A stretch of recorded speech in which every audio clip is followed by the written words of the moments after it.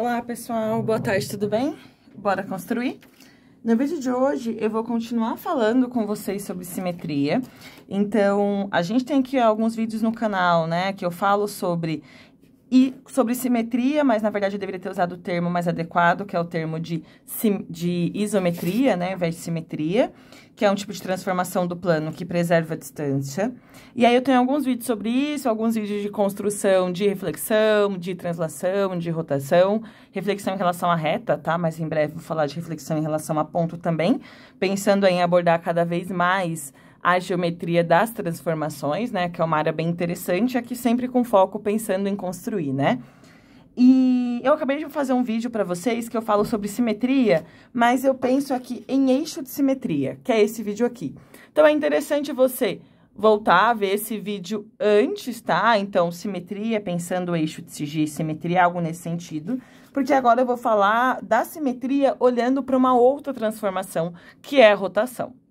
Então, qual que é a ideia no geral de simetria? A ideia é, quando a gente pensa em isometria no geral, então em reflexão, eu tenho, por exemplo, um polígono aqui e um outro polígono aqui, separados por um eixo de reflexão. Então, o polígono inicial e o polígono final, eles serão congruentes entre si, afinal de contas, eu tenho uma isometria, mas eles estão em posições diferentes, então o polígono não é invariante, ou seja, os pontos estão em locais diferentes, né?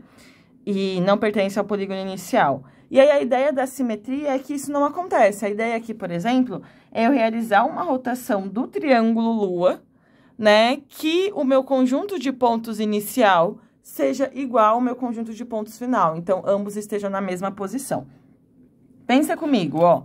Sei que é um pouco abstrato. Se eu realizar uma rotação desse triângulo em relação a esse ponto O, por exemplo, concorda que o meu triângulo ele vai vir parar por aqui, ou por aqui, né, dependendo do sentido, mas eu não vou ter nenhum ponto em comum. O ponto A vai encontrar o ponto A', o ponto L vai encontrar um ponto L', o ponto U vai encontrar um ponto l', e assim sucessivamente. Se eu realizar uma rotação com centro em L, perceba que o único ponto fixo vai ser o meu ponto L. Afinal de contas, ele vai ser o centro de rotação, né? Então, meu ponto A' vai vir parar em algum lugar por aqui, o meu ponto U vai vir parar em algum lugar por aqui. Todos os outros pontos, com exceção de L, vão se movimentar. A ideia é encontrar um ponto que faça com que todo o meu polígono permaneça exatamente no mesmo lugar, né? Esse ponto tem que estar aqui no meio. Então, pensa que eu quero que o ponto U venha no ponto A, o ponto A venha no ponto L, o ponto médio de UA venha no ponto médio de LA. Então, esse ponto aqui, ele vai ser determinado pela intersecção das mediatrizes do nosso polígono. Afinal de contas, eu preciso de um ponto, nesse caso eu vou chamar de ponto O, preciso de um ponto que esteja à mesma distância dos vértices, né? Então, lembra que a rotação dá essa ideia de girar, né? E eu tenho que a distância do ponto O até o A e do O até o A', que vai ser o correspondente, precisa ser a mesma. Então, esse ponto, que é o centro de rotação, precisa equidistar dos vértices, né? Então, ele tem que ser a intersecção das mediatrizes, tá? Então, aqui eu tenho a mediatriz de UA e aqui eu tenho a mediatriz de LU, tá? E aí, agora, o que a gente tem que pensar? Sobre o ângulo de rotação, né? Então, o ângulo, ele vai ser aqui, vou usar outra cor, vai ser esse ângulo aqui, ó. O ângulo formado entre o nosso ponto inicial e o nosso ponto correspondente, tendo como origem o centro de rotação. Perceba que eu poderia fazer isso aqui também, ó. E essa distância aqui também seria a mesma. Então, note que, aí eu vou tentar fazer de uma outra cor, talvez de laranja. Eu tenho aqui nesse meio formando 3 triângulos. Que tem lados, que são lados do nosso polígono, e os outros que vão ser do circuncentro até os vértices, né? Esses 3 triângulos aqui, eles são triângulos congruentes, por lado, lado, lado, né? Então, lado, lado, lado, e lado, lado, lado, enfim, que é a distância. Então, todos esses triângulos são congruentes, então, seus ângulos internos terão também a mesma medida. E esse ângulo aqui vai ser um ângulo de 120 graus, né? Porque é 360 dividido por 3. Então, ó, eu tenho que o O, ele é o nosso centro de rotação. E, na verdade, eu vou chamar especificamente de centro de simetria, tá? Porque ele é um centro mais especial do que só um centro de rotação. Centro de simetria. Esse nosso ângulo aqui, que é o ângulo de 120 graus, ele é o ângulo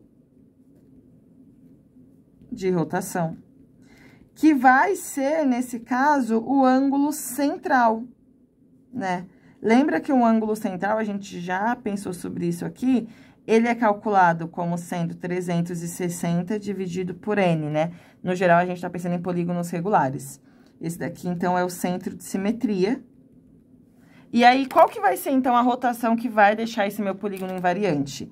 A minha rotação, ela vai ter centro em O, que é o centro de simetria, ângulo de 120 graus, que é o ângulo central, e aí eu tenho que o meu triângulo Lua, e agora a gente tem que ver o correspondente, né? O L, ele vai vir parar no ponto U. O U vai vir parar no ponto A. E o A vem parar no ponto L, né? Eu tenho que seguir aqui a correspondência, tá? Então, o triângulo Lua foi levado no triângulo UAL. Vamos pensar agora num quadrado, para ver se a gente consegue generalizar. Onde vai estar o centro de simetria de um quadrado? Em um ponto que vai equidistar dos vértices. Esse ponto é a intersecção das mediatrizes, que no caso do quadrado vai coincidir com a intersecção das diagonais, certo? Então, aqui, vou representar essas diagonais. E aí, esse ponto aqui é o nosso ponto O, né? E essas distâncias vão ser todas as mesmas. O ângulo de rotação vai ser esse ângulo aqui, né? Que vai ser um ângulo de 90 graus. Então, aqui eu tenho que a rotação que vai deixar o meu polígono invariante é uma rotação com centro em O, com um ângulo de 90 graus. E aí, o meu quadrado mato vai ser levado no M, e aí eu posso escolher o sentido, né? Digamos que eu escolhi esse sentido aqui, anti-horário. O M foi levado no O foi levado no T, o T foi levado no A e o A foi levado no M. Então, o quadrado mato foi levado no quadrado OTAN, certo? Vamos no hexágono regular. Qual que vai ser a ideia? A mesma. Então, o centro de rotação vai ser a intersecção das mediatrizes, ou a intersecção das diagonais que passam pelo centro do polígono. Então, eu posso representar aqui, por exemplo, essas diagonais aqui.